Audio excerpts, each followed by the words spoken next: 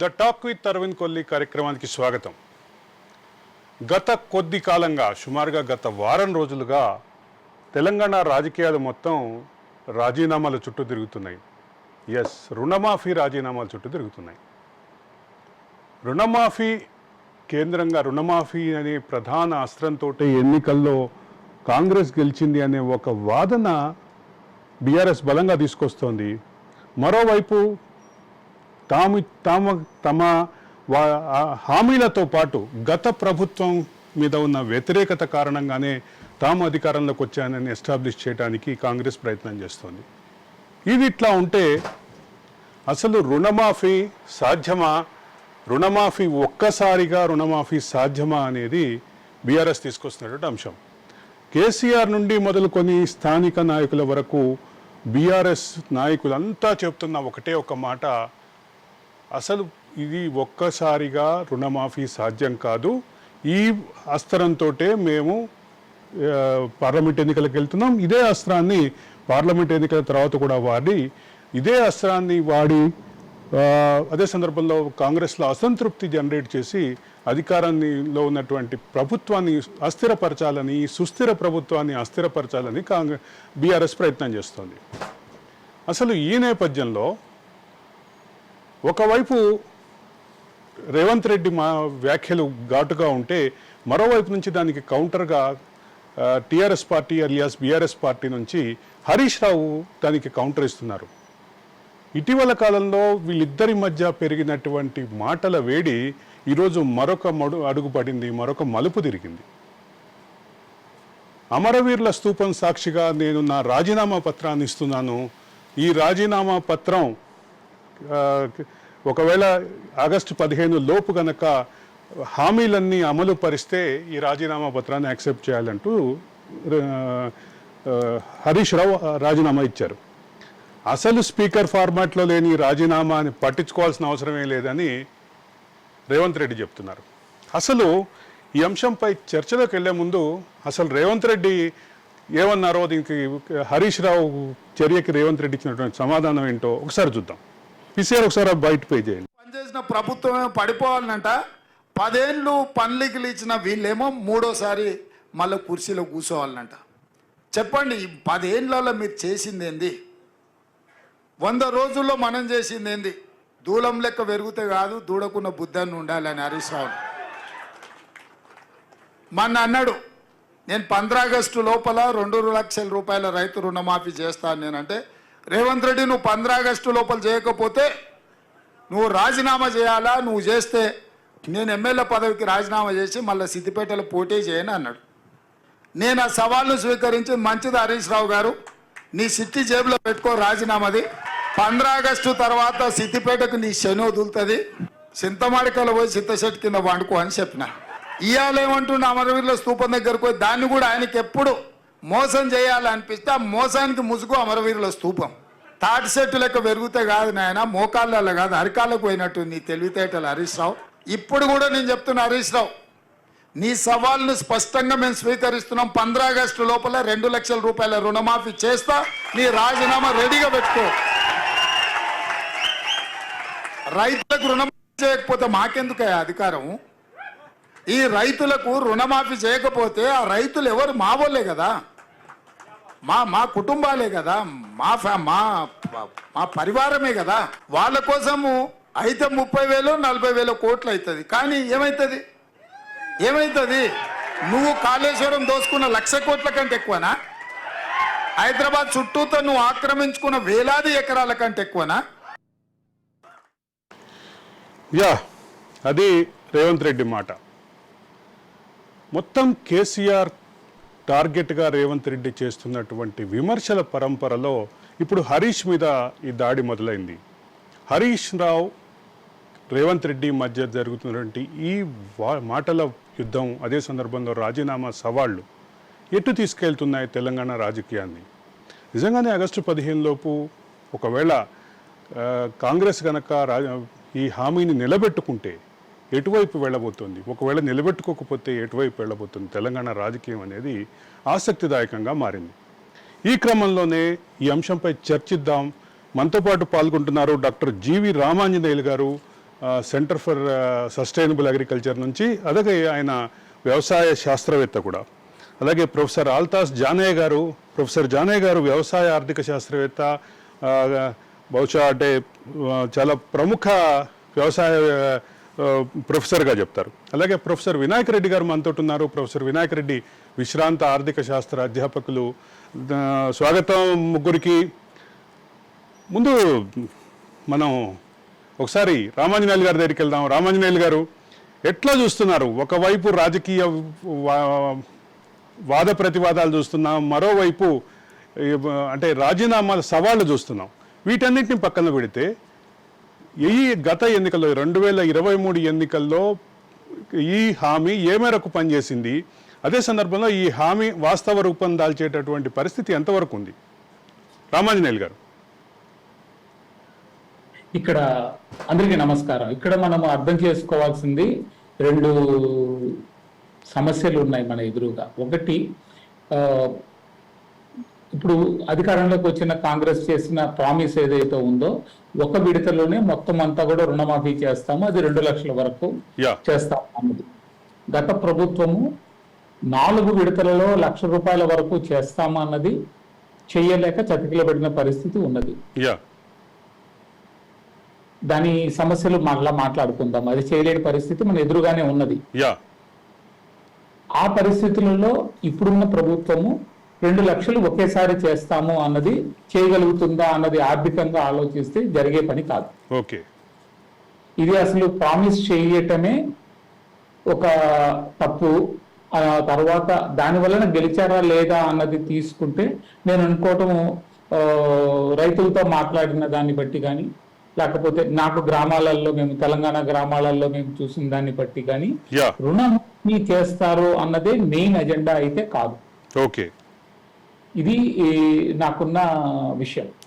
రెండవది మనం అర్థం చేసుకోవాల్సింది ఏంటంటే, గత ప్రభుత్వం తీసుకున్న విడతల వారీగా చేస్తాము అన్నప్పుడు ఏం జరిగింది అనేది కూడా మనం ఒకటి అర్థం చేసుకోవాలి. ఇది చాలా ముఖ్యమైన అంశం. రెండోది, రుణమాఫీ చేయటం వల్ల రైతులకు ఎంత లాభం వచ్చింది అన్నది కూడా. ఈ రెండు మనం తీసుకుంటే, గత ప్రభుత్వము సుమారుగా ₹1,00,000 4 విడతల్లో చేసినారు. అది చేయటం వల్ల జరిగింది ఏంటంటే, మొదటి విడత ఏదైతే చేస్తారో 25% చేయగానే, 2వ విడత, 3వ విడత, 4వ విడత రుణము రైతుల పేరుతోనే వాళ్ళ అకౌంట్లో ఉండిపోయింది. దానివల్ల రైతులకి ఆ 0.5% రుణం మాత్రమే కొత్త రుణం వచ్చింది. పాత రుణము అట్లాగే ఉండిపోవటం వల్ల, దానివల్ల రైతులు బయట నుంచి రుణం తీసుకోవాల్సిన పరిస్థితి వచ్చింది. ఓకే, ఉండిపోయిన రుణం ఏదైతే ఉందో దానికి వడ్డీ పెరిగి ఈ 4 సంవత్సరాల కాలంలో అది చాలా పెరిగింది.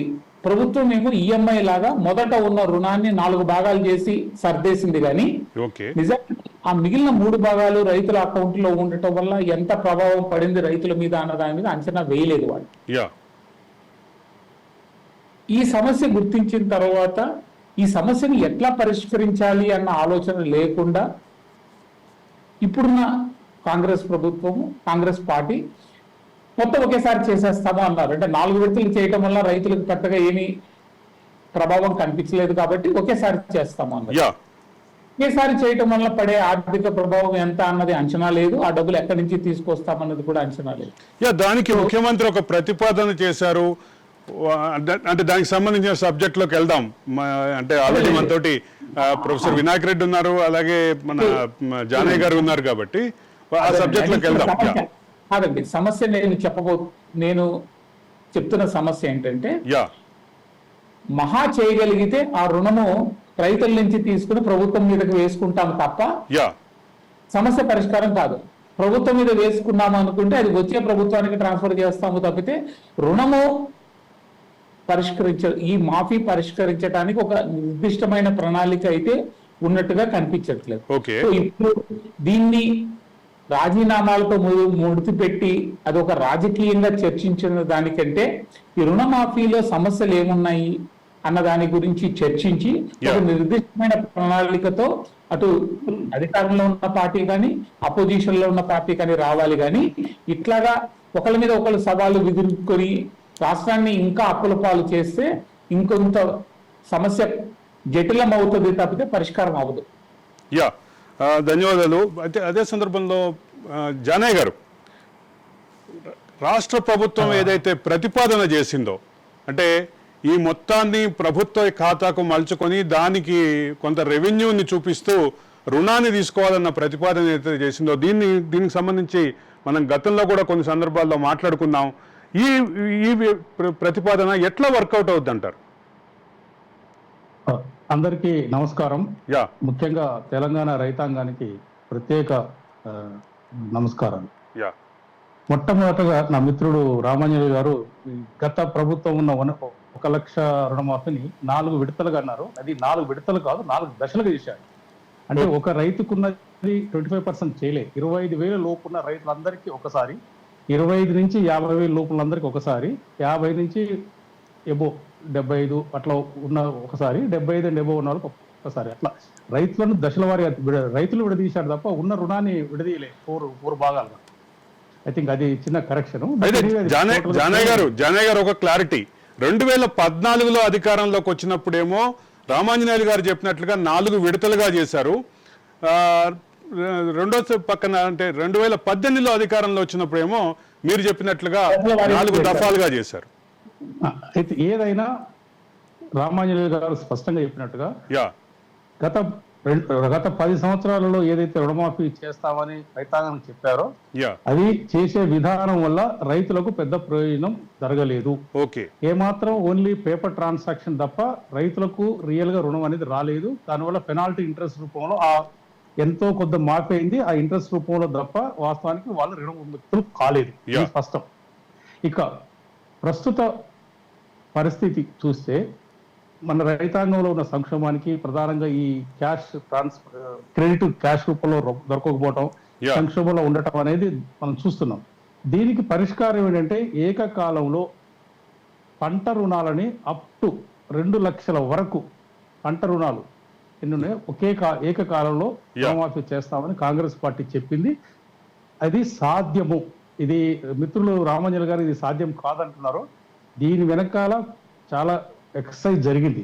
సాధ్యాసాధ్యాలు పొట్టిగా దాన్ని ఆశామాషిగా అటువంటి ఇంపార్టెంట్ అయిన హామీలని పొందుపరచలేదు. పార్టీ ఇంటర్నల్ గా మేధావులతో డిస్కస్ చేసి సాధ్యాసాధ్యాలను పరిశీలించి ఆ పర్టికులర్ హామీని పొందుపరచడం జరిగినది. సో కాబట్టి ఇది 100% సాధ్యము. ఒకటి.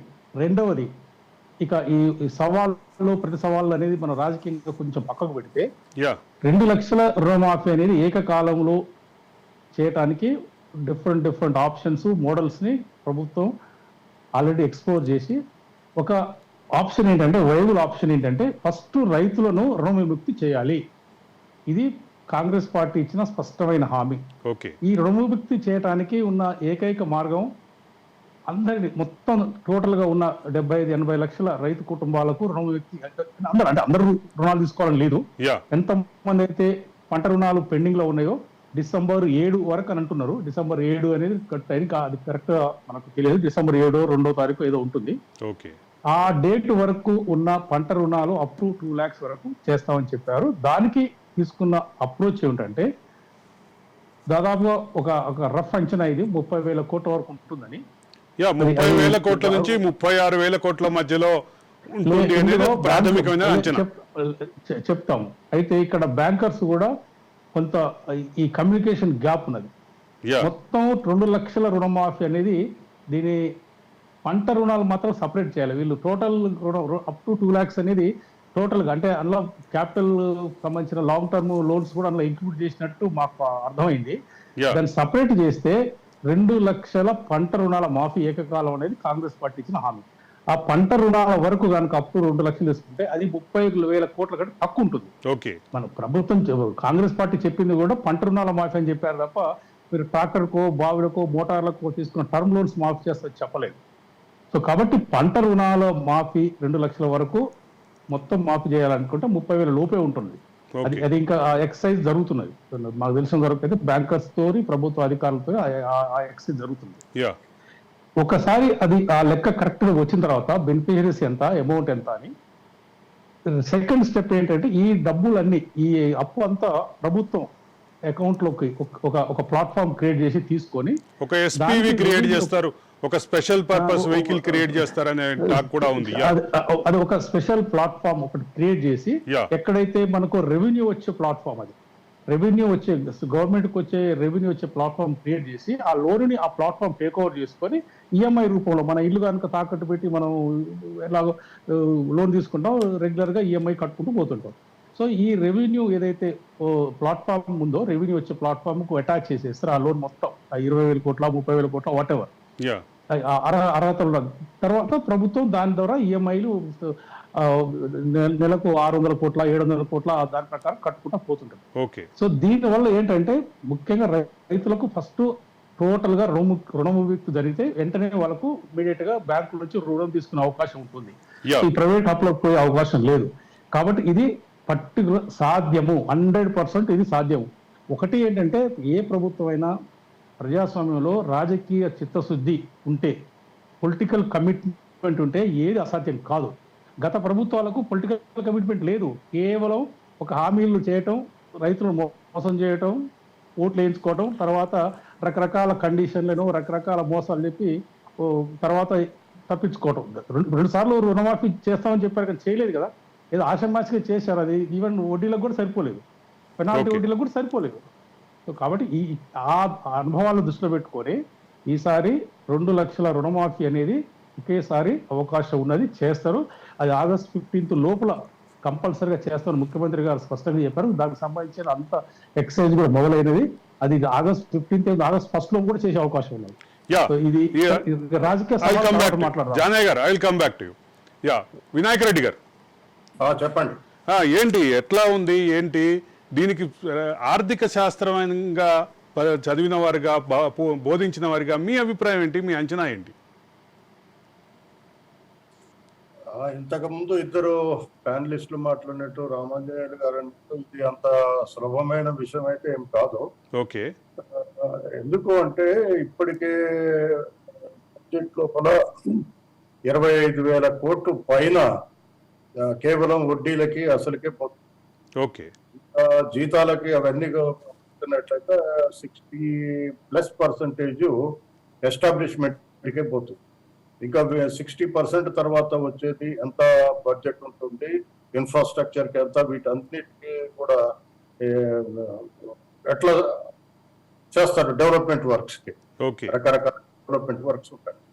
ఇప్పుడు అగ్రికల్చర్కు వచ్చినప్పుడు రేవంత్ రెడ్డి గారు ఎలక్షన్స్ కంటే 2-3 నెలల ముందే మేము 2 లక్షలు ఒకేసారి మాఫ్ చేస్తామని చెప్పాడు. అంటే ఇప్పుడు అంతకు ముందు 3 నెలలు, ఇది ఒక 4 నెలలు, 7 నెలలు. ఇప్పుడు ఆయన ఆగస్ట్ అంటున్నాడు కాబట్టి ఆల్మోస్ట్ ఇంకొక 2.5 నెలలు, అంతే కదా? అంతే. 2.5 అంటే ఆల్మోస్ట్ 9.5 నెలల ఇంట్రెస్ట్ వస్తుంది కదా. అప్పుడు ఏమన్నట్టు ఎలక్షన్ కంటే ముందు మీరు ఎవరు కట్టకండి, కట్టకపోవడమే కాకుండా ఎవరైనా తీసుకోకపోతే తీసుకొని కూడా ఉండండి, నేను వచ్చినాక మాఫ్ చేస్తా అన్నాడు.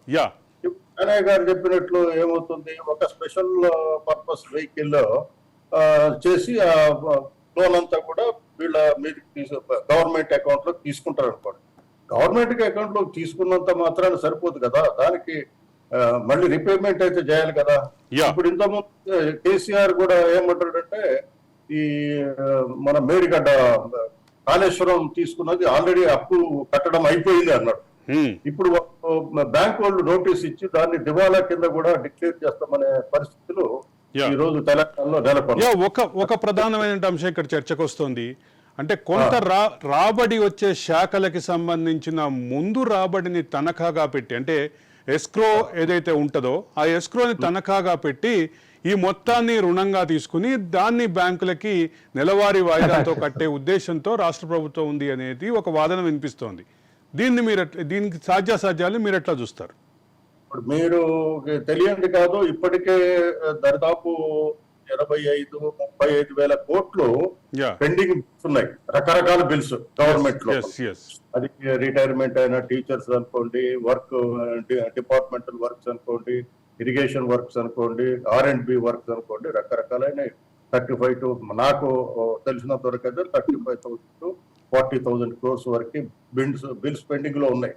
ఎప్పుడెప్పుడు మనం వార్తలలో కూడా చూస్తుంటాం, చాలా మంది స్ట్రైక్ చేయటము, అడగటము, ధర్నాలు చేయటం కూడా జరుగుతుంది. అవన్నీ కూడా క్లియర్ కాలేదు. ఇప్పుడు మీరు అన్నట్టు ఎస్రో అకౌంట్ లో వేసినట్లయితే జీతాలు ఇవ్వడం కూడా చాలా కష్టమైన పని అవుతుంది.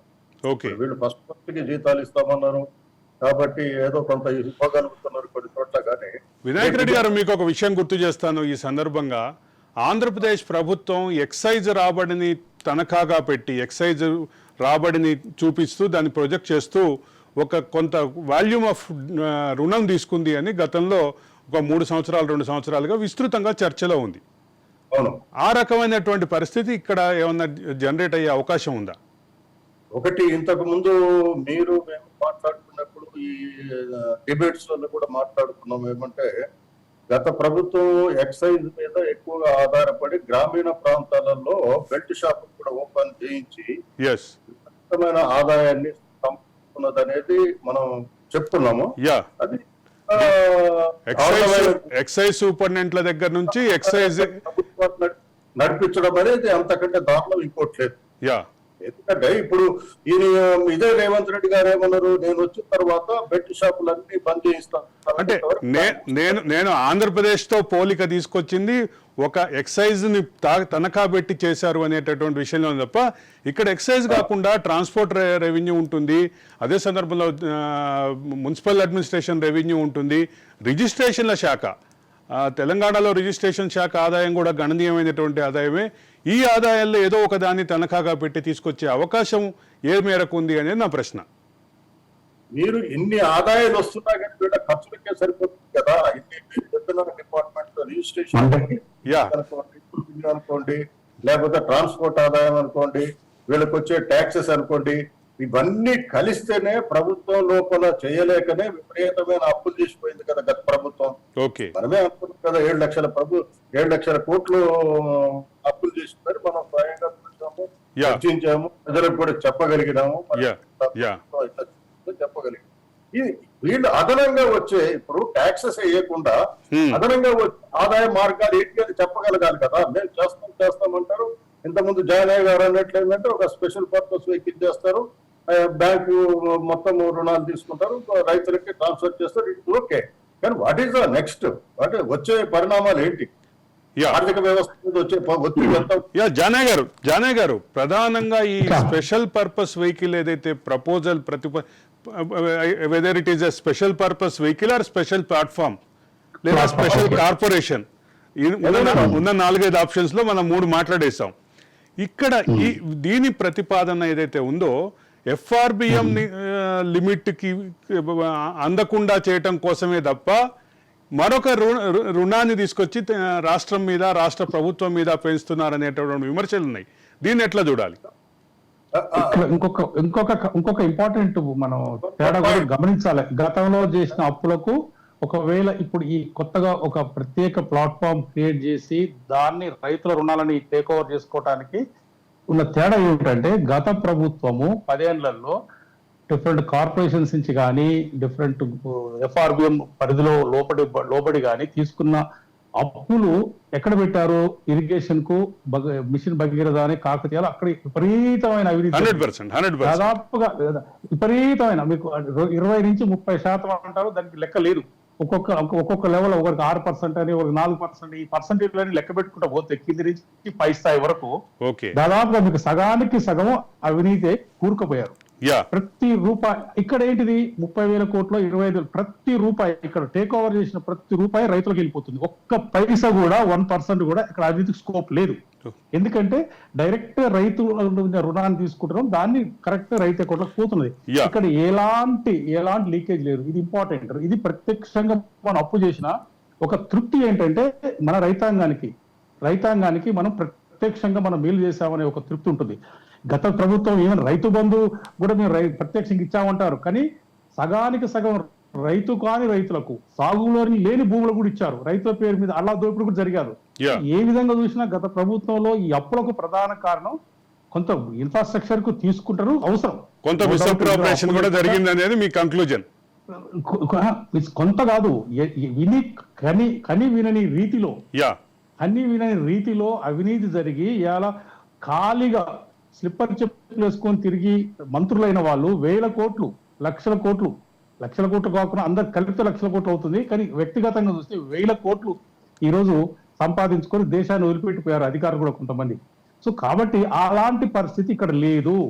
ఈ తీసుకునే 30,000 కోట్లైనా ప్రత్యేక ప్లాట్ఫామ్ రైతు రుణాలను టేక్ ఓవర్ చేస్తే ఈరోజు రైతుల అకౌంట్లోకి వెళ్ళిపోతాయి, రైతులకు విముక్తి జరుగుతుంది. మనం దీన్ని అన్ని స్వాగతించాలి.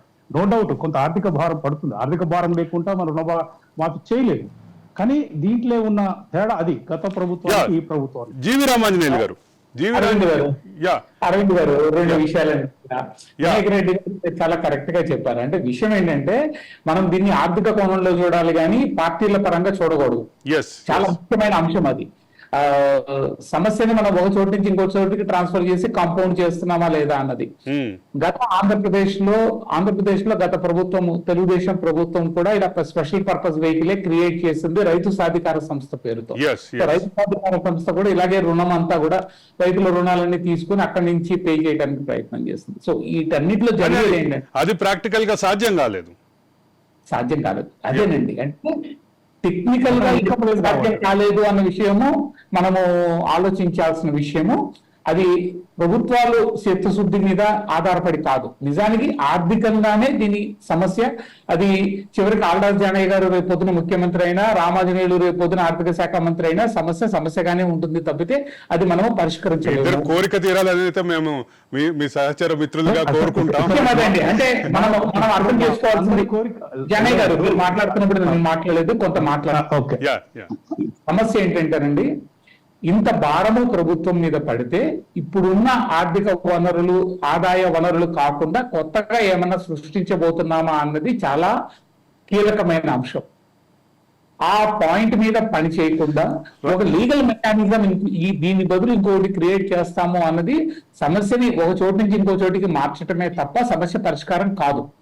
కాకపోతే వ్యక్తులుగా, రైతులుగా ఉన్నటువంటి వాళ్ళ రుణాలు ఏదైతే ఉన్నాయో అవన్నీ రాష్ట్ర ప్రభుత్వ రుణాలుగా మారిపోతాయి. రాష్ట్ర ప్రభుత్వం క్రియేట్ చేసినటువంటి ఆ స్పెషల్ పర్పస్ వెహికల్, స్పెషల్ ప్లాట్ఫామో, స్పెషల్ కార్పొరేషనో దానికి మొత్తం ఈ రుణానికి సరిపడా రుణాన్ని మరొక కొత్త రుణాన్ని తీసుకొని బ్యాంకుల నుంచి సమస్య ఏమవుతుందంటే చాలా పెద్ద సమస్య, కొత్త సమస్య పుట్టేది ఏంటంటే ప్రభుత్వము తను రెగ్యులర్ గా చేయాల్సిన పనులన్నీ ఆపేస్తుందండి. దాంతో పెద్ద సమస్య వస్తుంది. రైతులకి రుణం అందుతుందంటే చాలా షార్ట్ టర్మ్ సొల్యూషన్ కోసం అని చెప్పేసి, అంటే మనం ఎన్నికల్లో చేసిన ప్రామిస్ నిలబెట్టుకోవడం కోసం అని చెప్పేసి ఈ 2 లక్షల రుణమాఫీ రైతుల అకౌంట్ లో నుంచి ప్రభుత్వ అకౌంట్ లోకి వెళ్ళినంత మాత్రాన పరిష్కారం సాల్వ్ అవుతుందా అంటే ఈ రోజు ట్రాన్స్ఫర్ చేస్తున్నారు తప్పితే అది అప్పు చివరికి రాష్ట్ర ఎప్పుడో తీర్చాల్సిందే. ఆదాయ వనరులు పెంచడానికి విధానం లేకుండా దీని గురించి మాట్లాడటము అన్నది అయ్యేది కాదు. చిత్తశుద్ధితో పనిచేస్తాము, ఇంతకుముందు ప్రభుత్వాలు చేసినట్టుగా లంచాలు తీసుకోము, ఇవన్నీ కూడా అయ్యేది కాదండి. దాంట్లో వస్తున్నాను. ఇందాక మనం రేవంత్ రెడ్డి గారు మాట్లాడిన సందర్భంగా చూసాం, 35,000 కోట్లు ఏముంది, ఒక సంవత్సరం అవినీతి, మీ కుటుంబం అవినీతి ఒక సంవత్సరాన్ని పక్కన పెడితే ఆ 35 కోట్లు భర్తీ చేసేస్తాము, మా రైతులకే మేమే చేసుకుంటాము అనే మాటని ఇప్పుడు ఎట్లా చూడాలి? అక్కడ చిత్తశుద్ధి పార్టీ వస్తుంది, రాజకీయమైనటువంటి పార్టీ వస్తుంది, రెండో పక్క ఆర్థిక పరమైనటువంటి అంశం ఉంది. ఈ మొత్తాన్ని కలిపి చూడాలి. ఇవన్నీ ఉన్నాయండి. అవన్నీ ఏంటంటే అక్కడున్న నేను ఒక అకౌంట్ లో స్పెండ్ చేశాను అన్న చెప్పిన దాన్ని ఇప్పుడు మిషన్ భగీరథ లాంటివి స్పెండ్ చేయకపోవటంలో, లేకపోతే కాళేశ్వరం కట్టడంలో అవినీతి జరిగింది అనుకుంటే కాళేశ్వరం దెబ్బతింది. అంతేకాదు కాళేశ్వరం రుణం అయితే తీర్చాలి కదా. కాళేశ్వరం ఉన్న నేపథ్యంలో మనం రాష్ట్రానికి వచ్చే ఆదాయాలు ఎలా పెంచుకుంటాము, ఉన్న ఆదాయాలని ఎఫెక్టివ్ గా ఎలా స్పెండ్ చేస్తే రైతు ఆదాయాలు పెరుగుతాయి అన్న విధానం మీద దృష్టి పెట్టకుండా కేవలం రుణమాఫీ రైతుల అకౌంట్ నుంచి ప్రభుత్వ అకౌంట్లోకి మార్చినంత మాత్రాన పరిష్కారం అవ్వదు అన్నమాట నేను చెప్తున్నది. గత 20-30 సంవత్సరాల నుంచి తీసుకుంటే ఎన్ని రుణమాఫీలు దేశంలో జరిగాయో ఏ రుణమాఫీ కూడా రైతుల సమస్య పరిష్కారం చేయలేదు. ప్రభుత్వం దగ్గర డబ్బులు లేకపోవడం వల్ల, తర్వాత చేయాల్సిన సహాయం చేయకపోవడం వల్ల ఇంకొంచెం ఎక్కువ సంక్షోభంలోకి నెట్టాడదు తప్ప రైతుల సమస్యలకు పరిష్కారం దొరకలేదు. ఈ సందర్భంలోనే ఇంకొక విషయం కూడా మాట్లాడుకోవాలి. రైతులకి సంబంధించినటువంటి మరొక హామీ ఏదైతే ఉందో 500 రూపాయలు వరికి క్వింటాల్కి బోనస్ అనేది, అది కూడా రాబోయే సీజన్ నుంచి స్టార్ట్ చేస్తామని ముఖ్యమంత్రి చెప్పినటువంటి పరిస్థితిని ఎట్లా చూస్తారు? అరవింద్ గారు, నేను మాట్లాడతాను. చెప్పండి వినాయక్ రెడ్డి గారు. ఇప్పుడు ముందు మీరు రేవంత్ రెడ్డి గారు అంశాలు ఏవైతే ఉన్నాయో, వినాయక్ రెడ్డి గారు మీ వాయిస్ లోగా ఉంది, కొంచెం ముందుకొచ్చి మాట్లాడండి. ఇంతకు ముందు రేవంత్ రెడ్డి గారు ఇది ఒక 35,000 కోట్లే కదా, ఇది ఎంత అది ఎంత అని మాట్లాడుతున్నారు వారు. ఓకే, ఏంటంటే ఇంతకు ముందు ఆయన ఒక విషయం చెప్తారు, ఇప్పుడు ఏదో కరప్షన్ లేదు, ఈ దేశంలో కరప్షన్ అనేది రోజు రోజు పెరుగుతుంది. ఈయన వాళ్ళు వివిధ సంస్థలు సేకరించిన సమాచారం ప్రకారము సంవత్సరానికి ఈ దేశంలో కరప్షన్ పెరుగుతుంది. ఇది తెలంగాణ ప్రభుత్వం ఏదో ప్రత్యేకంగా కరప్షన్ లేకుండా పనిచేస్తుందని మాత్రం ఎవ్వరు భావించట్లేదు. ఓకే. రెండవది ఏంటంటే నేను ఒకటి ఎగ్జాంపుల్ చెప్పదలుచుకున్నా. ఒకటి ఇంతకు ముందు హెట్రో వాళ్ళకి సింధు ఫౌండేషన్ కి 15 ఎకరాలు ఇచ్చాడు కేసీఆర్. ఓకే. ఇచ్చిన తర్వాత అప్పుడు ఓహా అనుకుని వీళ్ళే కాంగ్రెస్ వాళ్ళు ఈ రేవంత్ రెడ్డి గీకరించారు, ఇట్టెట్టిస్తాడు అట్టెట్టిస్తాడు అని. రాగానే జీవో ద్వారా అది క్యాన్సిల్ చేశాడు. మళ్ళీ దాని జీవోని కొద్దిగా అటు ఇటుగా చేసి ఆయన పనులు తీరించి ఇచ్చాడు. అప్పుడు కేసీఆర్ తప్పు చేసిండంటే ఇప్పుడు రేవంత్ రెడ్డి తప్పు చేసినట్లా కాదా? అది మీరు చెప్తుంది కాజాగూడ భూములకు సంబంధించిందే కదా? కాజాగూడ కాదండి, హైటెక్ సిటీ దగ్గర అదే కాజాగూడ ఎవరైతే అనే అంటే ఇదేదో చిత్తశుద్ధితో చాలా బ్రహ్మాండంగా పనిచేస్తుంది, వీళ్ళకు ప్రజల పట్ల అపారమైన ప్రేమ ఉందంటే మాత్రం నేను దాంతో ఏకీభవించలేను. ఇంకోటి ఏంటంటే ఇప్పుడు ఆదాయ మార్గాలంటే మోడీ వచ్చిన తర్వాత రాష్ట్ర ఆదాయాలు రోజు రోజుకి తగ్గిపోతున్నాయి. ఇప్పుడు జిఎస్టీ ఉందనుకోండి, జిఎస్టీ డైరెక్ట్ ఎక్కడ పోతుంది? కేంద్ర ప్రభుత్వానికి పోతుంది. అట్లనే కేంద్ర ప్రభుత్వం ఏం చేస్తుంది? పెట్రోల్ ఉత్పత్తుల మీద ఏం చేస్తుంది? సర్చార్జ్ చేస్తుంది. అట్లనే సెస్ రూపంలో కూడా చాలా వస్తువుల మీద వేస్తుంది. ఇవన్నీ కూడా ఏంటంటే రాజ్యాంగ పరిధిలోకి రాకుండా కేంద్ర ప్రభుత్వం పరిధిలోకి పోతుంది. అంటే రోజు రోజుకి ఏమవుతుంది? ఆర్థిక కేంద్రీకరణ జరుగుతుంది. కాబట్టి ఈ రాష్ట్రాలకు ఉండే వెసులుబాటు అదనంగా ఆదాయ మార్గాల్ని అయితే మీరు జిఎస్టికి సంబంధించిన ఒక క్లారిటీ అయితే మాట్లాడుకోవాలి. జిఎస్టిలో సిజిఎస్టి, ఎస్జిఎస్టి రెండు ఉంటాయి. ఎస్జిఎస్టిని రాష్ట్ర ప్రభుత్వానికి కేంద్ర ప్రభుత్వం మళ్ళీ బదలాయింపు చేస్తుంది. అవునండి, బదలాయించట్లేదు అనట్లే. నేను ఎప్పుడు బదలాయిస్తుంది? వీళ్ళకి అవసరానికంటే తమ దగ్గర ఉన్నప్పుడు వాళ్ళ వెసులుబాటుని బట్టి ఇస్తుంది. కానీ అది ఒక హక్కుగా ఇమ్మీడియట్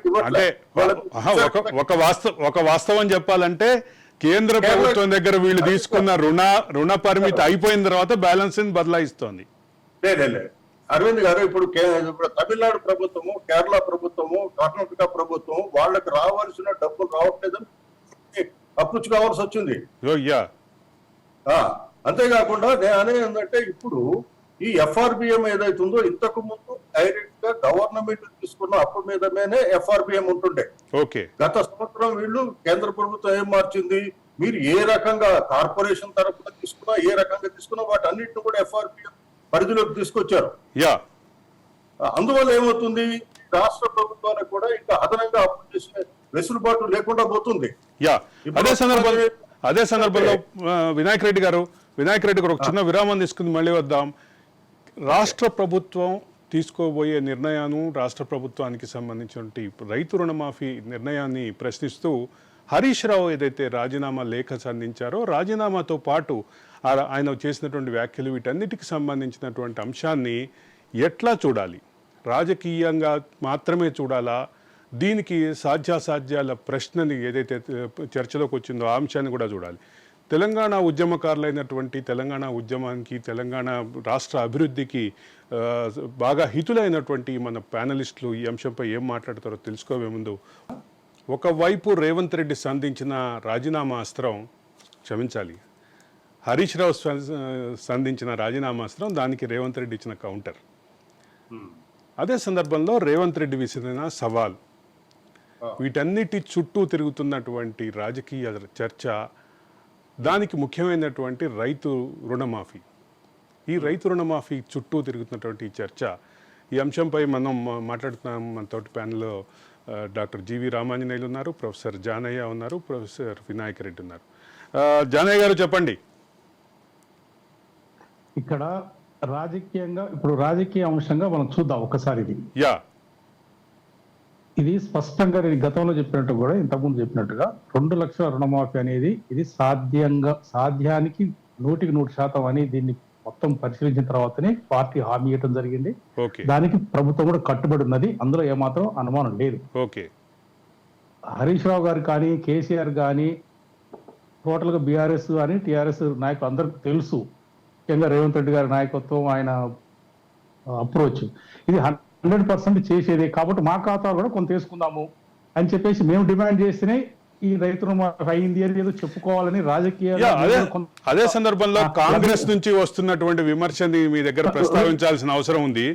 అసలు కేసీఆర్ కి కానీ, కేసీఆర్ పార్టీకి కానీ, కేసీఆర్ కుటుంబానికి కానీ తెలంగాణ రైతుల గురించి మాట్లాడే నైతిక అర్హత లేదు అంటూ కాంగ్రెస్ బాగా విమర్శలు చేస్తోంది. దీన్ని ఎట్లా చూడాలి? అంటే ఇప్పుడు ప్రజాస్వామ్యంలో మనం ఆ చర్చ అనేది రైతుల గురించి మాట్లాడే హక్కు లేదు అన్న అట్లా అలా అంటే ఎవరికైనా ఉంటుంది హక్కు. కాకపోతే నైతిక హక్కు అని ఏదైతే కాంగ్రెస్ నాయకులు అంటున్నారో, ఎందుకు అంటున్నారంటే 2 విషయాలండి. గత 10 సంవత్సరాలలో ఎన్ని తప్పుడు లెక్కలు చెప్పారంటే 45 లక్షల మెట్రిక్ టన్నుల వరి ధాన్యం 3 కోట్లు అయింది. అంత సుత్త అబద్ధం. దానికి కావాల్సిన లెక్కలు కూడా మొన్న ఒక దినపత్రికలో మొత్తం రిపోర్టులు సహా ఇచ్చినాం. ఒక అబద్ధాలు సృష్టించి అరచేతిలో స్వర్గం చూపించి ఏదో జరిగింది అని చెప్పి మేము ఇది చేసాము అది చేసి ఏది చేసినా గుర్తుపెట్టుకోండి, కేసీఆర్ ప్రభుత్వంలో ప్రతి స్కీమ్ వెనకాల ఒక స్కామ్ ఉంటుంది. ఓకే, రైతు విషయాలు కూడా రైతును అడ్డంగా పెట్టుకొని చేసిన స్కాములు, కాళేశ్వరం కావచ్చు, నీరు డెఫినెట్ గా తెలంగాణకు నీరు అవసరం, అది వారికి కూడా తెలుసు, ప్రతి ఒక్కరికి తెలుసు, మనందరికి తెలుసు, దాని అవసరం ఉన్నది. దాన్ని ఒక సెంటిమెంట్ గా వాడుకొని కాళేశ్వరం రీడిజైన్ అని పేరు పెట్టి, కాస్ట్ ఎస్కలేషన్ పెట్టి, 3 రేట్లు 4 రేట్లు పెట్టి, నాణ్యత లేని మెటీరియల్ వాడి కాళేశ్వరం కట్టి 3 సంవత్సరాల్లోనే ఇది కుప్పకూలిపోయే పరిస్థితి తీసుకొచ్చారు. సో కాబట్టి రైతుకు ప్రేమ లేదు అని అనడానికి అదొక కారణం. రెండవది, రైతు రుణమాఫీ చేస్తామని 2 సార్లు చెప్పారు, దఫల వారీగా 2 విడతల వారీగా అని చెప్పేసి దాన్ని డైల్యూట్ చేశారు. చివరికి రైతుకు రుణమాఫీ ఫలితాలు అందలేదు. రెండవది. మూడవది, ఏదైతే రైతు బంధు అని చెప్పారో, రైతు బంధు ప్రత్యక్ష ఆర్థిక సహకారం రైతుకు చేయాలి, అందులో ఏమాత్రం అనుమానం లేదు, మనం అందరూ ఒప్పుకునేది. కానీ ఎవరు చేయాలి? సాగు చేస్తున్న రైతాంగానికి మనం 10,000 కాదు 15,000 ఇస్తామని కూడా ప్రజెంట్ గవర్నమెంట్ చెప్పింది. ఇవ్వాల్సిన అవసరం ఉన్నది, ఇవ్వాల్సిందే, అందులో డౌట్ లేదు. కానీ అది కూడా రైతు పేరు చెప్పుకొని రైతు కాని రైతులకు, సాగు లేని భూములకు దాదాపుగా మనకు ఇప్పుడు ప్రజెంట్ గత ప్రభుత్వం రైతు బంధు కింద ఇచ్చిన 15 నుంచి 16,000 కోట్ల సంవత్సరానికిలో దాదాపు సగం డబ్బు రైతు కాని రైతులకు సాగులలో ఇవి ఇచ్చారు. అంటే రైతుని మీద ప్రేమ ఉంటే మీరు 10,000 బదులు 20,000 ఇవ్వండి, రైతులకే ఇవ్వండి. అదే 50% రైతు కాని రైతులకు ఎందుకు ఇవ్వాలి? సాగులోనికి లేని భూములకు ఎందుకు ఇవ్వాలి? సో ఈ 3-4 కారణాల వల్ల కాంగ్రెస్ పార్టీ నాయకులు కానీ, స్వచ్ఛంద సంస్థలు కానీ చాలా మంది ఎందుకు చెప్తున్నారు, రైతుల మీద వీళ్ళకి నిజమైన ప్రేమ లేదు, ప్రేమ ఉన్నట్టు నటిస్తూ ఈ స్కీములు పెట్టి దాని వెనకాల స్కామ్లు ఇవి అనేది స్పష్టంగా తెలుస్తుంది కదా మనకు లెక్కలు. సో ఇది కారణం అండి. రామాంజనేయులు గారు, నేను మళ్ళా ఇది ఒక రాజకీయ సమస్యగా చూసిన దానికంటే కూడా విధానాలలో ఎలాంటి మార్పులు తీసుకొస్తారు అన్న దాని గురించి చూడాల్సిందిగానే మాట్లాడతాను నేను. ఇందాక రైతు బంధు సమస్య గురించి చెప్పారు జానయ్య గారు. రైతు బంధు సమస్య కానీ, రుణమాఫీలో కానీ ఉన్న సమస్య ఏంటంటే, రైతులు పట్టా ఉన్న వాళ్ళ దగ్గరికి రుణం వచ్చింది, ఎక్కువ మందికి రుణాలు కూడా రాలేదు. మొత్తం తెలంగాణ రాష్ట్రంలో ఎంత మందికి రుణం ఉందంటే సగం మంది పైగా రైతులకు అసలు రుణానికే యాక్సెస్ లేదు. ఆ రుణం వచ్చిన వాళ్ళకే మాఫీ చేయటం అవుతుంది. దాదాపు 20-30% మంది అబ్సెంటీ ల్యాండ్ లార్డ్స్, హైదరాబాద్ లో ఉండి గోల్డ్ లోన్లు ఇవి తీసుకున్న వాళ్ళు. మరి ఇప్పుడు చేసే ప్రభుత్వం 2 లక్షలు చేస్తాననుకుంటే వాళ్ళందరికీ చేస్తుందా, లేకపోతే వ్యవసాయం సాగు మాత్రమే చేస్తున్న రైతులందరికీ చేస్తుందా, కౌలు రైతులకు కూడా చేస్తుందా? ఇవి సమస్యలు. అంటే ఈ హామీ ఏదైతే ఉందో దాన్ని క్షుణ్ణంగా ఆలోచించి ఇచ్చాము అని చెప్తున్నారు, కానీ అది క్షుణ్ణంగా ఆలోచించి ఇచ్చిన సమస్య పరిష్కారం కాదు. రెండు, రైతు బంధుతో కూడా ఉన్న సమస్య అదే. రైతు బంధు ఇప్పుడు ప్రభుత్వము ఇంకా పెంచుతాననింది, అందరికీ ఇస్తాననింది. కానీ ఇంతకుముందు ప్రభుత్వం చేసిన తప్పేంటి? భూమి సాగు చేస్తున్నా చేయకపోయినా ఇచ్చారు. ఇప్పుడున్న ప్రభుత్వము సాగు చేస్తున్న వాళ్ళకే ఇస్తాము అని ఏమైనా చట్టంలో మార్పు తీసుకొస్తుందా? అది ప్రశ్న. అంటే ప్రశ్న అది. మరి సాగు చేస్తున్న వాళ్ళు అనుకున్నప్పుడు కౌలు చేస్తున్న వాళ్ళకి కూడా ఇస్తారా? ఇస్తామనుకుంటే వాళ్ళని గుర్తించే విధానం ఏంటి? ఈ రెండు ప్రకటించకుండా దీనికి పరిష్కారం లేదు. లేకపోతే పోయిన ప్రభుత్వం ఏం చేసిందో అదే చేయాల్సి వస్తుంది. ఇప్పుడు వరకు రామాంజనేయులు గారు వినండి ఒక్క నిమిషం, ఎందుకంటే కాబట్టి ఒక్క నిమిషం. Listen to me. జానయ్య గారు ఒక్క నిమిషం, లెట్ హిమ్ కంప్లీట్ జానయ్య గారు. అంటే అన్ఫార్చునేట్ గా ఏమంటే అండి, ప్రభుత్వానికి సలహాలు ఇచ్చే వాళ్ళల్లో కూడా పొలిటికల్ స్టాండ్స్ తీసుకోవటం వల్ల వచ్చే సమస్యలండి ఇవన్నీ కూడా. మనం ఆలోచించాల్సింది అది కాంగ్రెస్ ప్రభుత్వమా తెలంగాణ టిఆర్ఎస్ ప్రభుత్వమా అనే కంటే కూడా ఈ సమస్య పరిష్కారానికి పద్ధతులు ఏంటి, దీని ప్రభావం రైతుల మీద ఎలా పడుతుంది అన్నది ఆలోచించాల్సింది. చిత్తశుద్ధితో చేస్తారు అన్నది పరిష్కారం కాదండి. చిత్తశుద్ధితో చేస్తారు అన్నది పరిష్కారం కాదు. 30,000 కోట్ల రూపాయలు ఇప్పుడు ఎక్కడి నుంచి తెస్తారు, దాన్ని ఎలా పరిష్కరిస్తారు? వాళ్ళ అవినీతి చేశారు కాబట్టి మేము అవినీతి చేయము అని చెప్తున్నది అంత నమ్మశక్యంగా లేదు. మన ఆర్థిక వనరులు ఎలా పెంచుకుంటాం? ఎందుకంటే ఇంతకుముందు చేసిన వాళ్ళు కూడా ఒక పని కోసం పెట్టిన దాంట్లో మిగిల్చుకున్నారు. ఆ పని చేయడం మానేస్తామా అన్నది కదా ముఖ్యమైన అంశం. ఆ పని చేయకుండా చేస్తామా అన్నది ముఖ్యమైన అంశం. రెండోది, ఈ పార్టీలో ఉన్న వాళ్ళు మాత్రం ఎక్కడి నుంచి వచ్చారంటే చాలా మంది అక్కడి నుంచి వచ్చిన వాళ్ళే ఉంటారు, లేకపోతే ఇంకొంతమంది కూడా వస్తారు. సో ఇవన్నీ మనము రామాంజనేయులు గారు రాజకీయాలు మాట్లాడుకుంటే రాజకీయాల్లో వలసలు సహజం, రాజకీయాల్లో విధానాలు మార్పు సహజం, రాజకీయాల్లో మోస్ట్ ఇదేంటంటే అన్ని things are dynamic, not static. ఇక్కడ పర్టికులర్ గా రామాంజనేయులు గారు నా ప్రశ్న పూర్తి కానివ్వండి. ఇక్కడ ప్రధానంగా గమనించాల్సింది ఏంటంటే ప్రభుత్వం చెప్తున్నటువంటి ఈ మెకానిజమ్స్ ఏవైతే ఉన్నాయో వీటి ఆచరణ సాధ్యానికి సంబంధించిన అంశం మీదే మనం ఎక్కువగా ఫోకస్ చేస్తున్నాం. మొదటి అంశం నేను అంటున్నది ఏంటంటే అది ఆచరణ సాధ్యమా కాదా అన్న విషయంలో నేను అనేది ఏంటంటే 30,000 కోట్ల రూపాయలు ఒకసారి చేయాలి అనుకుంటే దానికి ఆదాయ వనరులు ఏముంటాయి అన్న దాని మీద స్పష్టంగా ప్రణాళిక లేకుండా చేస్తే అది ఇంకా కొంత కొత్త గుదిబండగా తయారవుతుంది రాష్ట్ర ప్రభుత్వానికి. అది మీ సందేహం. రెండోది ఇంకొకటి కూడా అండి, ఆర్థిక సోర్స్ ఒకటే కాదు. నేను అనేది ఏంటంటే టార్గెట్ చేస్తున్నారా లేదా అన్నది కూడా చాలా ముఖ్యమైన అంశం.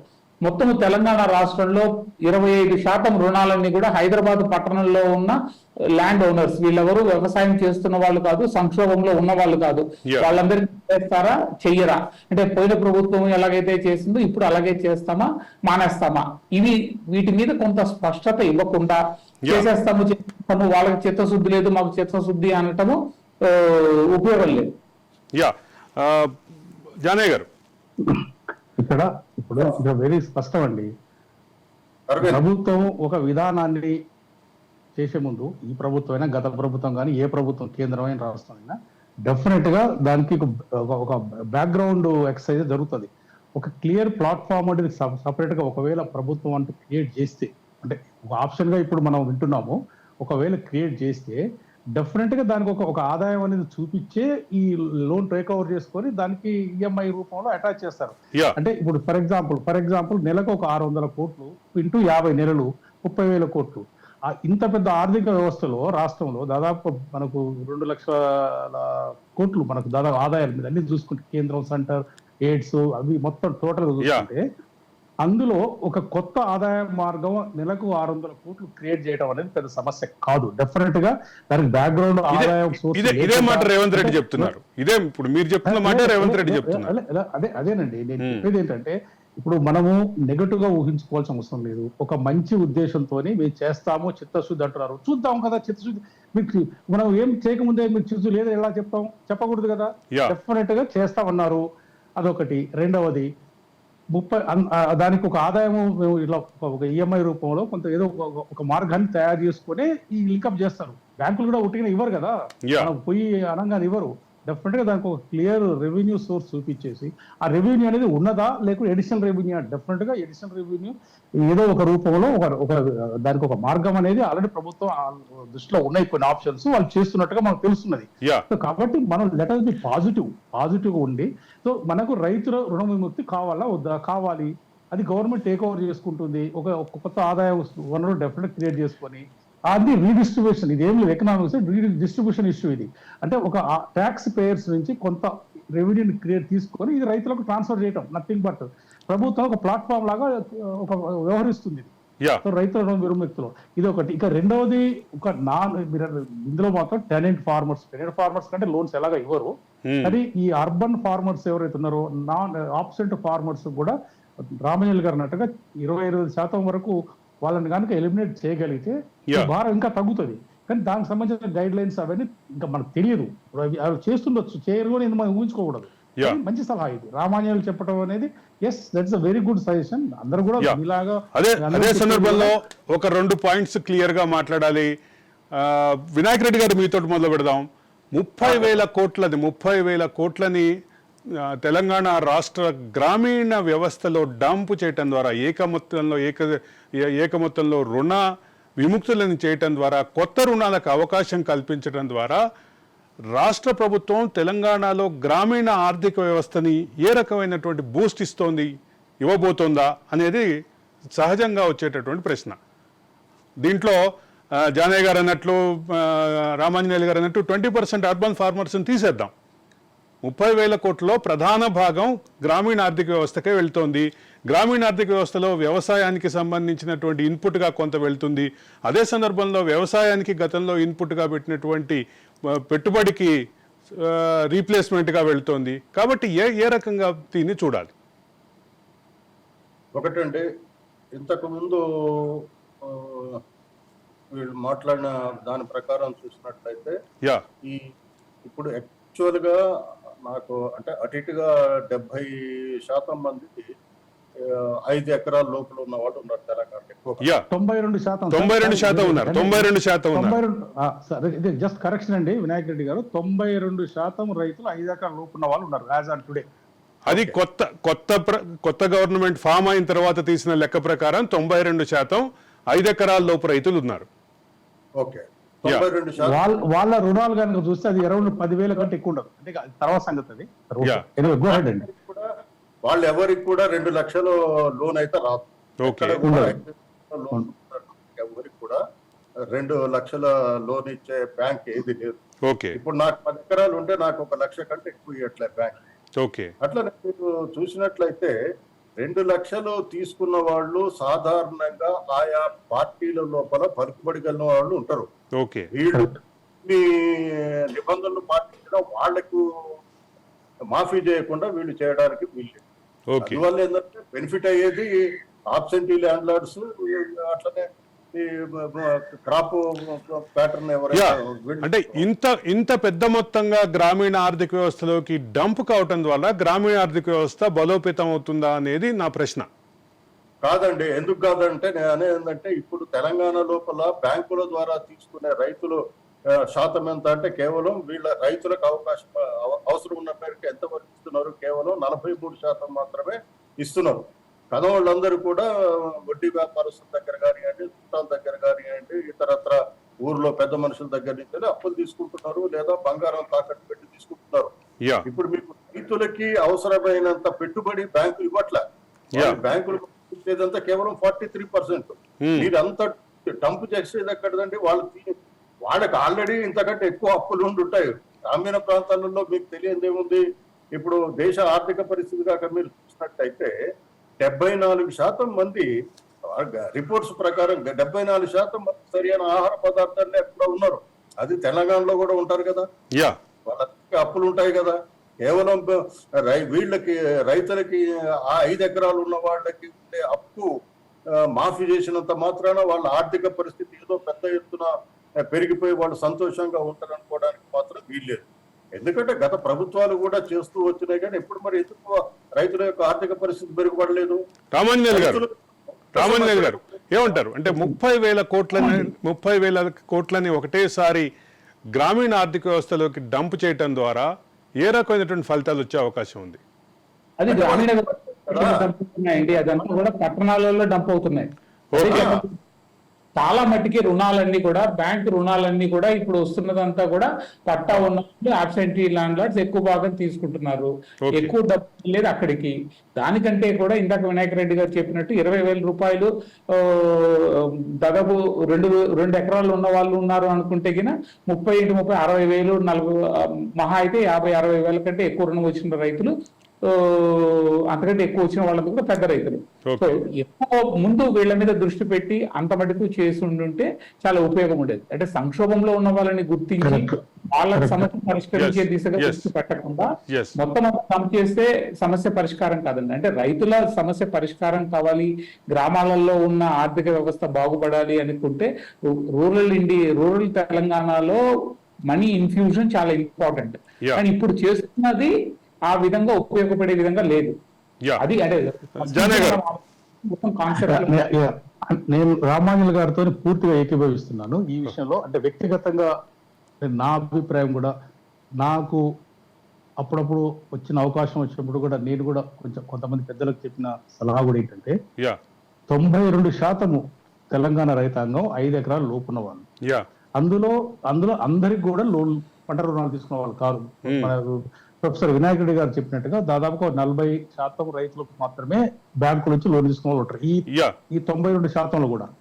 సో వీళ్ళది కనుక మనము టోటల్ క్రాప్ లోన్ తీసుకుంటే యావరేజ్ గా మనకు 30-40 వేల కంటే ఎక్కువ ఉండదు. దాదాపు అది 10,000 లోపే ఉంటుంది, 10,000 కోట్ల లోపు ఉంటుంది.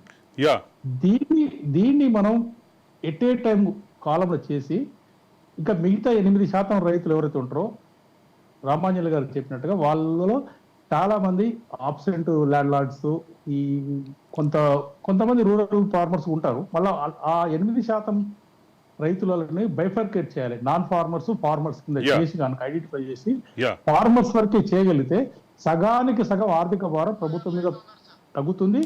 అది రియల్ గా టార్గెట్ బెనిఫిషరీస్ కూడా లాభపడుతుంది. ఆ విధంగా మిగిలే అంటే కొంత సేవ్ అయ్యే డబ్బుని ఇంకా మన రైతాంగానికి ఈ మనం పెంచిన రైతు బంధు కింద మనం 15,000 ఏదైతే అనుకుంటారో వాటికి వెచ్చించవచ్చు. ఆర్థిక భారం అదనంగా పడకుండా కూడా మళ్ళీ చేసుకో. ఇది జానయ్య గారు మనతో మాట్లాడటానికి పశ్య పద్మ, తెలంగాణ రైతు సంఘం అధ్యక్షురాలు పశ్య పద్మ లైన్ లో ఉన్నారు.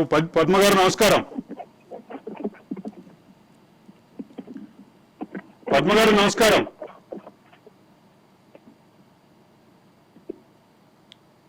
పశ్య పద్మ గారు నమస్కారం. యా పద్మ గారు లైన్ ఏదో ప్రాబ్లం ఉన్నట్టుంది.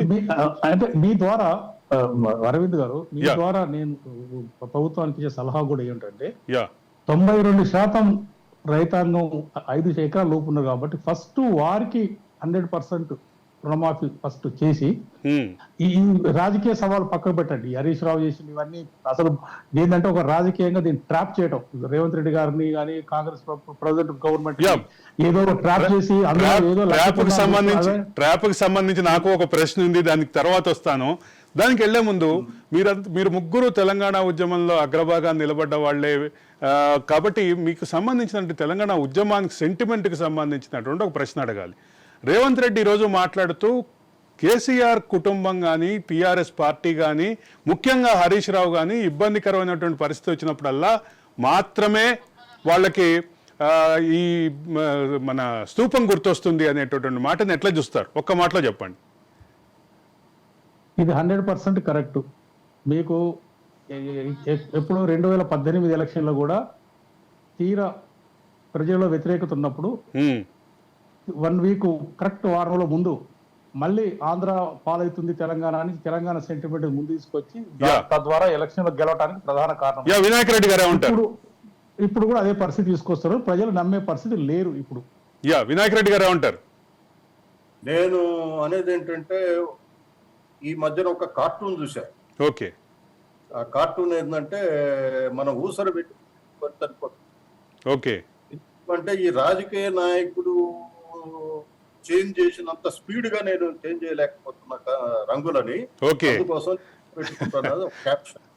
ఇవాళ రేవంత్ రెడ్డి అయినా, హరీష్ రావు అయినా, కేసీఆర్ అయినా, ఇంకో ఆయన అయినా, ఎల్లయ్య అయినా, పుల్లయ్య అయినా, వీళ్ళు ఏంటంటే ఎప్పుడు ప్రజల అటెన్షన్ ని సమస్యల పట్ల ఆలోచించకుండా వీళ్ళ తమాషాల పట్ల ఆలోచించే పద్ధతుల్లో ఈ మీడియా కూడా అదే దాన్నే ప్రచారం చేస్తారు. రామాంజనేయులు గారు ఏమంటారు? అదేనండి, అంటే ఇంతకుముందు ప్రభుత్వం అసలు ప్రొటెస్టులు చేయకూడదు అని ధర్నా చౌక్ని బ్యాన్ చేసిన ప్రభుత్వం ఇంతకు ముందు. వాళ్ళు ఇప్పుడు వచ్చి వాళ్ళే ధర్నాలు చేయటం, అదేదో ప్రజల హక్కులు కాపాడడానికి చేస్తున్న ప్రయత్నం అనేది హాస్యాస్పదం. మనతో మాట్లాడటానికి తెలంగాణ రైతు సంఘం అధ్యక్షురాలు పశ్య పద్మ ఉన్నారు. పద్మ గారు నమస్కారం. నమస్తే. యా, ఎట్లా చూస్తున్నారు ఈ హరీష్ రావు రేవంత్ రెడ్డి మధ్య సవాళ్లు, రాజీనామాల సవాళ్లు, అదే సందర్భంలో రుణమాఫీ కేంద్రంగా ఇది జరగటం ఎట్లా చూస్తున్నారు?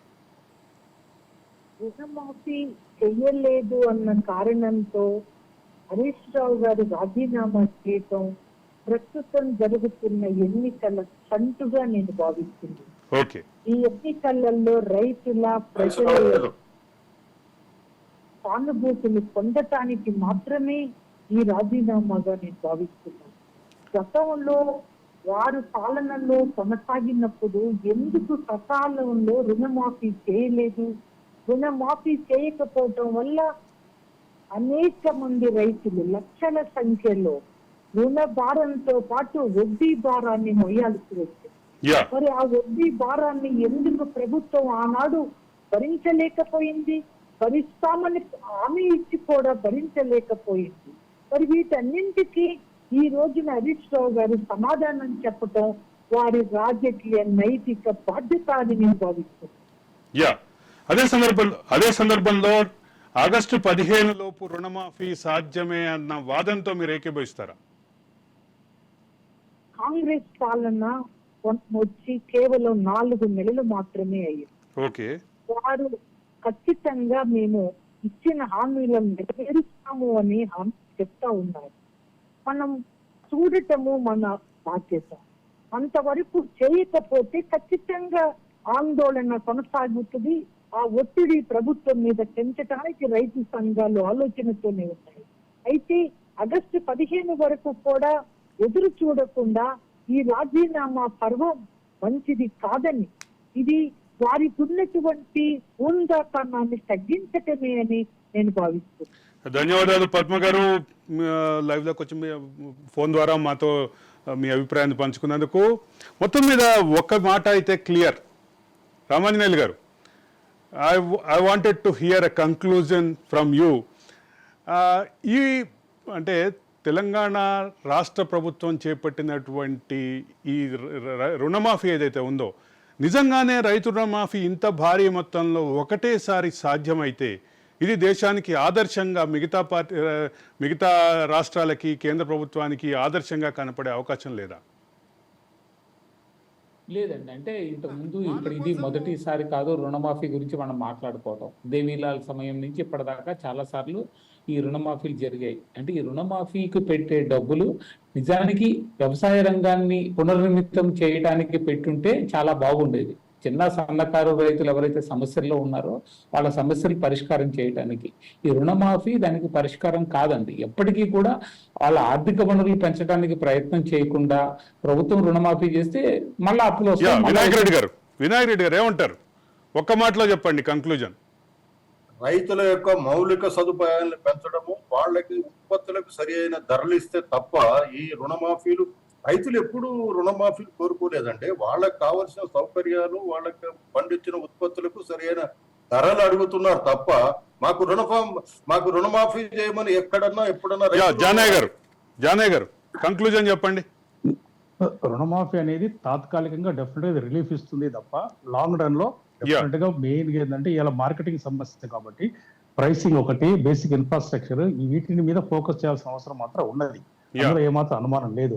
కాకపోతే ఈ రాజకీయంగా ఈ రాజీనామాలు మాత్రం కేవలం ఈ ప్రాసెస్ లో మేము కూడా కొంత లబ్ధి పొందాలని హరీష్ రావు గారు చేసే ప్రయత్నమే తప్ప ఎట్లాగో ఇది చేస్తారు అనేది నమ్మకం బీఆర్ఎస్ కూడా తెలుసు.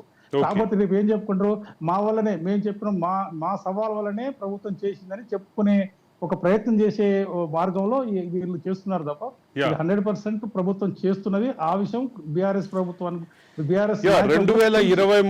2023 ఎన్నికల్లో కాంగ్రెస్ పార్టీని మెజారిటీ సీట్లు సాధించే దిశగా నడిపింది నిజంగానే రుణమాఫీ అనే చర్చ అయితే రాష్ట్ర వ్యాప్తంగా ఉంది. రుణమాఫీతో పాటు గత ప్రభుత్వం మీద కరడుగట్టినటువంటి వ్యతిరేకత, కూడగట్టుకున్నటువంటి వ్యతిరేకత కాంగ్రెస్ పార్టీ వైపు సానుకూలంగా మారింది అనేటటువంటి విషయం కూడా చర్చలో ఉంది. కాంగ్రెస్ పార్టీ ఇప్పుడు అధికారంలోకి వచ్చిన తర్వాత 100 రోజుల్లోపు చేస్తామనుకున్న రుణమాఫీ కేవలం ఈ ఎలక్షన్ కోడ్ వచ్చిన కారణంగా ఆగిందనేది ప్రధానంగా చెప్తుంటే, ఇప్పుడు ఆగస్టు 15 లోపు రుణమాఫీని ఎట్టి పరిస్థితిలో పూర్తి చేస్తామంటూ ఒక వాదనని గట్టిగా బలంగా తీసుకొచ్చింది. దాన్ని కౌంటర్ చేస్తూ టీఆర్ఎస్ తరఫున హరీష్ రావు ఏదైతే రాజీనామా సవాళ్లకి సంబంధించినటువంటి అంశం ఏదైతే విస్తృతంగా మారిందో, విస్తృతంగా చర్చలోకి వచ్చిందో, రాజీనామా పరిష్కారమా, రాజీనామా ఈ అంశాన్ని సొల్యూషన్ చూపిస్తుందా అనే అంశాన్ని పక్కన పెడితే ఒక పొలిటికల్ హీట్కి మాత్రం కారణమైంది. అదే సందర్భంలో దానికి కౌంటర్ ఇచ్చే క్రమంలో రేవంత్ రెడ్డి ఇచ్చినటువంటి భరోసా, అదే సందర్భంలో దేవుళ్ళ మీదే ఇస్తున్నటువంటి ఓట్లు, ఇవన్నీ నిజంగానే కాంగ్రెస్ని ఈ ఎన్నికల్లో, పార్లమెంట్ ఎన్నికల్లో గట్టెక్కిస్తాయా అనేది కూడా ప్రధానమైన అంశం, చర్చనీయాంశం. డాక్టర్ రామాంజనేయులు గారు, ప్రొఫెసర్ జానయ్య గారు, ప్రొఫెసర్ వినాయక్ రెడ్డి గారు ధన్యవాదాలు. అలాగే ఫోన్లో మనతోటి పార్టిసిపేట్ చేసినటువంటి పశ్చా పద్మ గారు కూడా ధన్యవాదాలు. ఇది the talk with Arvind Kolli. Stay tune to Raj news.